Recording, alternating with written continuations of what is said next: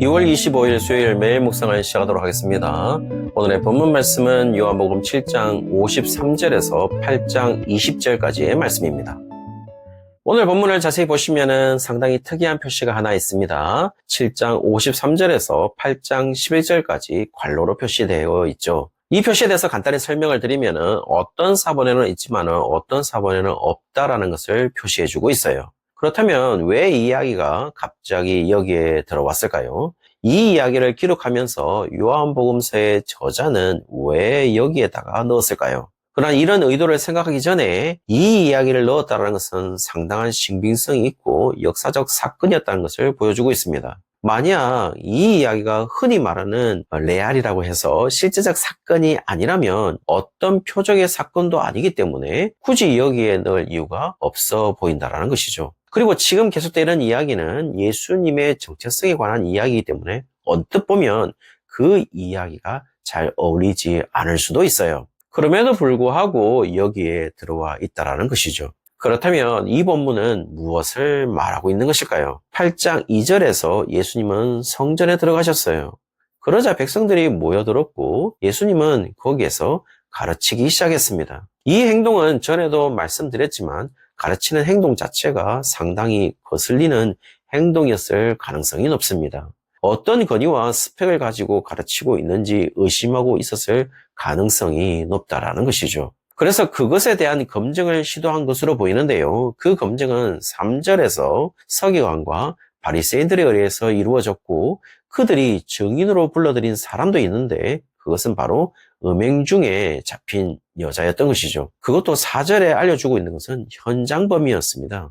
그리고 그녀의 행위, 음행은 모이케이아라는 단어로 미혼자가 흔히 하는 행위를 지칭하는 것이 아니라 기혼자가 하는 안 좋은 행위를 가리킬 때 사용하는 단어이기 때문에 지금 이 여자는 이미 결혼한 기혼자일 가능성이 높습니다. 그리고 5절에 이 여자에 대한 판결은 이미 나와 있는 것으로 보입니다. 모세의 율법의 근거로 돌로 치는 것이죠. 그리고 그 판결에 대한 예수님의 의견을 묻는데요. 지금 서기관과 바리새인들의 견해는 나와 있는 상태이고 그 견해는 정말 일반적이고 지극히 상식적인 선에서 이루어져 있습니다. 그 판단에 대해서 누구도 심한 처벌이라고 반박할 수가 없을 정도이니까요.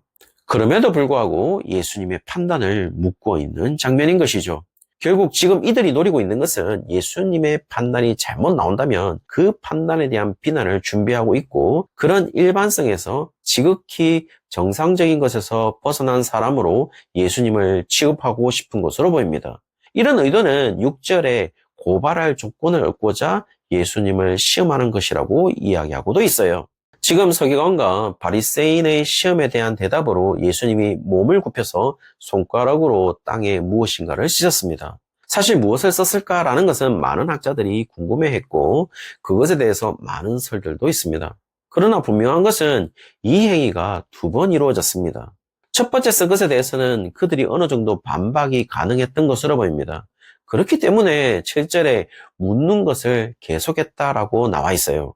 그리고 나서 예수님이 취한 반응은 너희 중에 죄 없는 자가 먼저 돌로 치라라고 말씀하시고 있죠. 여기서 중요한 사실은 죄 없는 자라고 했을 때 이 여자와 비교해서 상대적으로 흠없는 자를 의미하지는 않습니다. 이 여자의 죄가 확실히 죄라고 생각하는 증인이 먼저 돌로 치는 관례에 따라서 그 증인으로 돌로 치라는 것이었죠. 상당히 미묘한 말인데 지금 이 상황은 아주 일반적인 상황이라고 할 수 있습니다. 어쩌면 상당히 쉬운 판단을 가질 수도 있는 상황이겠죠. 그러나 지금 예수님은 놀라운 일을 시도했는데요. 지금 판단을 받는 대상은 분명히 가늠한 여인인데 그 대상을 돌로 칠 자로 바꾸고 있음을 볼 수가 있죠. 지금 이 여인을 돌로 친다면은 그는 자신이 절대적으로 흠이 없는 자라고 선언하는 것으로 아주 위험한 선언을 하는 사람으로 판단의 대상을 전환하고 있는 것이라고 할 수 있을 것 같습니다. 마치 지금 돌로 치는 사람은 유대 사회에서 속죄제가 필요 없는 사람이라고 선언하는 것과 동일한 것이기에 온전한 심판자가 아니라면 나설 수 없도록 예수님이 말씀하신 것으로 보입니다. 결국 8절에 다시 예수님이 손가락을 어떤 글을 적으시고 9절에서부터 10절에는 이 상황에서 모두 떠나가고 예수님과 가늠한 여인만 남았다고 이야기해주고 있어요. 단순한 표현으로 보이지만 마지막에 예수님에게 속한 자가 누구이고 누가 예수님에게 속한 자가 아닌지를 정확하게 보여주고 있는 것이겠죠. 당시 서기관과 바리새인이 생각하는 것은 자신들의 공동체에 도저히 있을 수 없는 가늠한 여인이기 때문에 돌로 침으로 공동체에서 제외시키려고 시도하고 있는데 오히려 예수님은 그들의 공동체에서 제외시키고 있는 그 여인을 예수님의 영역으로 끌어들이고 서기관과 바리새인들은 오히려 예수님의 영역 밖으로 몰아내고 있는 장면을 이야기하고자 예수님에게 그 여인만 남았다는 것으로 표현하는 것처럼 보입니다. 그리고 예수님이 이 여인에 대한 진정한 판단을 하는 사람으로 심판자임을 11절에 예수님도 그 여인을 정죄하지 아니한다라고 이야기하고 있어요. 이 말은 마치 예수님도 그 여인을 판단하지 않는다라는 것을 이야기하고 있는 것은 아니에요. 분명한 것은 예수님은 심판자로서 그 여인을 죄가 있다라고 선언하지 않을 것임을 이야기하고 있는 것이죠.